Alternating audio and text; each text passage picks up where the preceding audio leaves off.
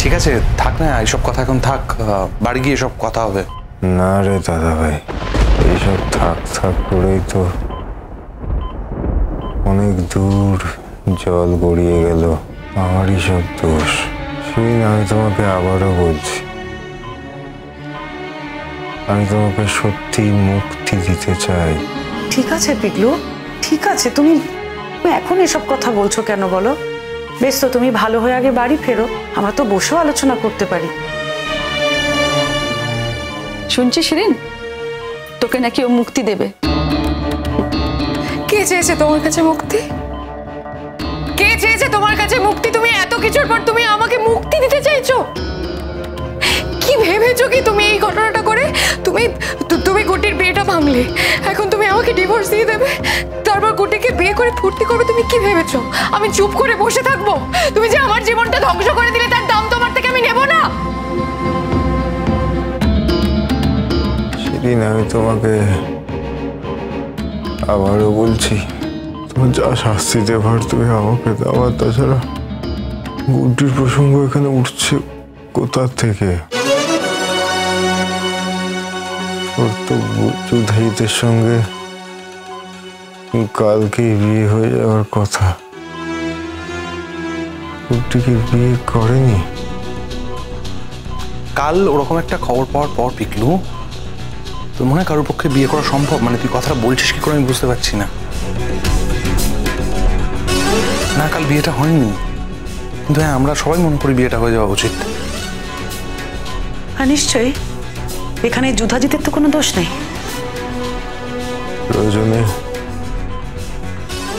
প্রয়োজনে আমি দাঁড়িয়ে থেকে ওদের বিয়ে দেব। তো আমি এই মিথ্যে থেকে মুক্ত হতে চাই, আমি আর পারছি না। এতদিন পরে তুমি আজকে এই কথাটা বলছো অনুজ? দেখ, এবার বুঝতে পারছিস তো কিরকম একটা ক্রিমিনালকে তুই বিয়ে করেছিস? তুই ওকে বিয়ে করার জন্য খেপে উঠেছিলি। শোন শিরিন, আমি তোকে একটা কথা বলে দিচ্ছি, ওকে কিছুতেই ছাড়বি না, কিছুতেই তুই ওকে ছাড়বি না। কি ভেবেছো তুমি অনুজ? কি ভেবেছো তুমি এইভাবে আমার হাত থেকে পালিয়ে বাঁচবে? আমি তোমার কাছে রিকোয়েস্ট করছি শিরিন, একটু দয়া করো আমার উপর। আচ্ছা, তুমি একটা কথা তো জানো, কেউ যদি কারোর সাথে থাকতে না চায়, তাহলে কেউ জোর করে তাকে তার সঙ্গে থাকতে বাধ্য করতে পারে না। আমি তোমার কাছে বিনীতভাবে অনুরোধ করছি, দেখো তুমি আমাকে যদি ডিভোর্সটা দিয়ে দাও, তাহলেও আমি সব কর্তব্য পালন করব, কথা দিচ্ছি। আর তুমি যদি না দাও তাহলেও করবে, কিন্তু কোনো অবস্থাতেই তুমি কিন্তু আমাকে থাকতে বাধ্য করতে পারো না। Shut up, just shut up. তুমি আমার অনেক সর্বনাশ করেছো। তুমি আর কোনো সর্বনাশের কথা বলবে না, বলবে না তুমি।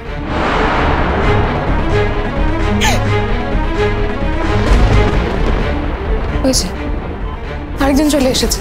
কেন এসেছিস তুই এখানে? তোর কি চাই এখানে? কি দেখতে? তোর জন্য সব কিছু।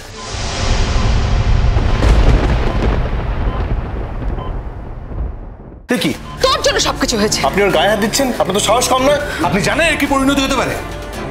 পরিণতি কি হবে দেখাও, কি পরিণতি হবে আমি দেখতে চাই।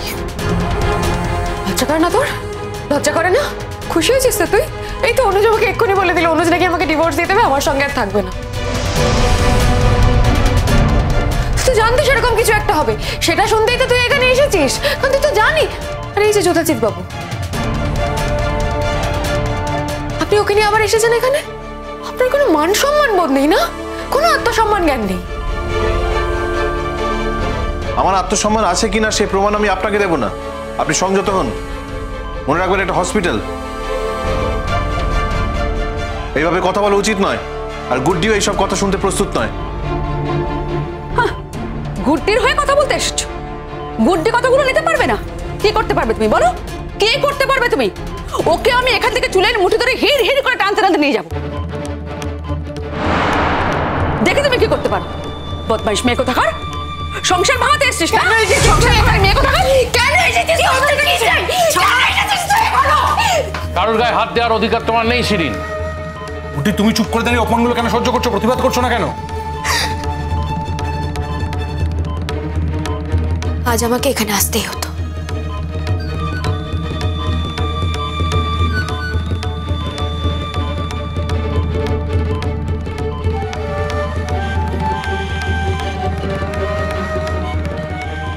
স্যারজি, আমি জানি এখন আপনার সব বিপদ কেটে গেছে, ভালো হয়ে যাবেন আপনি আস্তে আস্তে। আপনার স্ত্রীর সঙ্গে আপনি সংসার করবেন কিনা সেটা বলার আমি কেউ নই। আমি সম্পূর্ণ একটা অন্য কারণে এখানে এসেছি। একদিন আপনি আমার মধ্যে যে স্বপ্ন তৈরি করে দিয়েছিলেন, আইপিএস আমাকে হতেই হবে। আজ আমি সেই পরীক্ষায় পাশ করে গেছি স্যারজি। স্যারজি,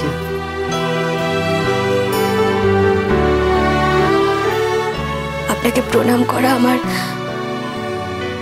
অবশ্য পালনীয় একটা কর্তব্যের মধ্যে পড়ে।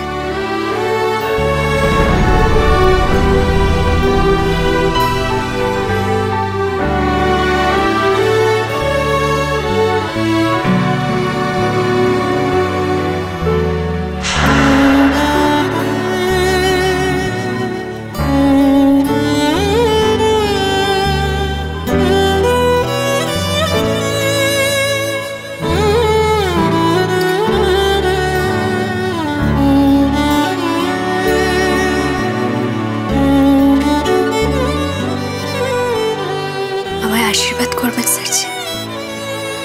আমার সঙ্গে যা যা হয়েছে সবকিছু আমি বুঝে নেব। আজ না বুঝি, 2 বছর পরে বুঝে নেব। কিন্তু আপনার অনুপ্রেরণা ছাড়া কোনোভাবে আমি এই পরীক্ষায় পাশ করতে পারতাম না স্যারজি। আর এই কথাটা না বলা পর্যন্ত আমি নিজেও শান্তি পাচ্ছিলাম না।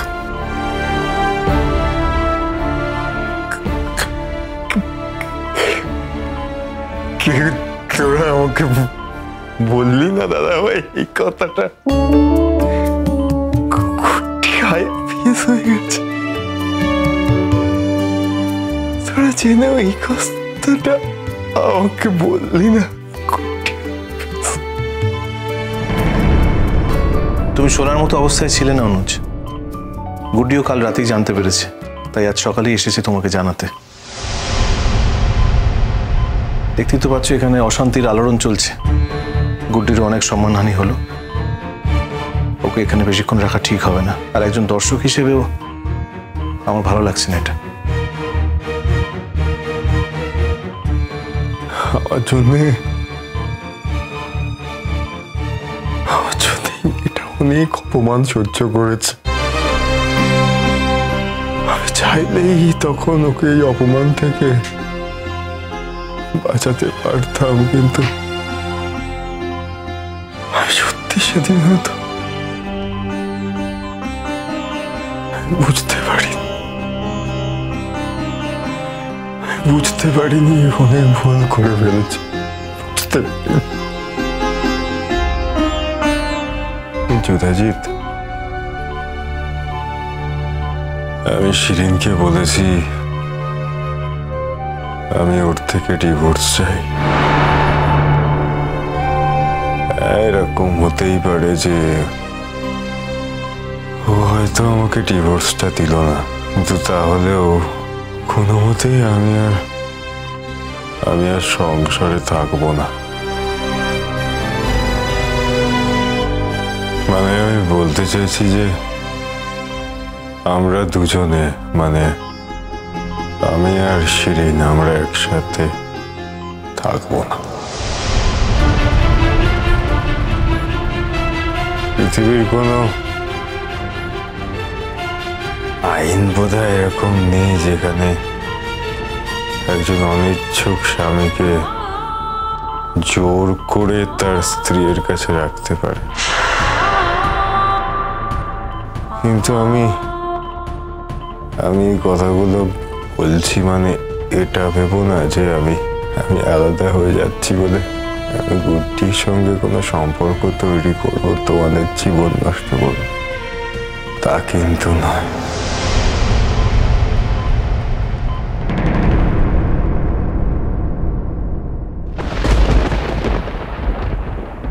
অনুজ ওকে বলেছে মুক্তি চায় ওর কাছে, ও মুক্তি চেয়েছে, মুক্তি দিয়ে দেবে। আমি সত্যি ওকে ছেড়ে চলে যেতে চাই, কিন্তু এমন ভাবে জড়িয়ে গেছি না, আমার সমস্ত রাস্তা বন্ধ হয়ে গেছে। এই মুক্তিটা আমি তোমাকে কিছুতেই দিতে পারবো না অনুজ।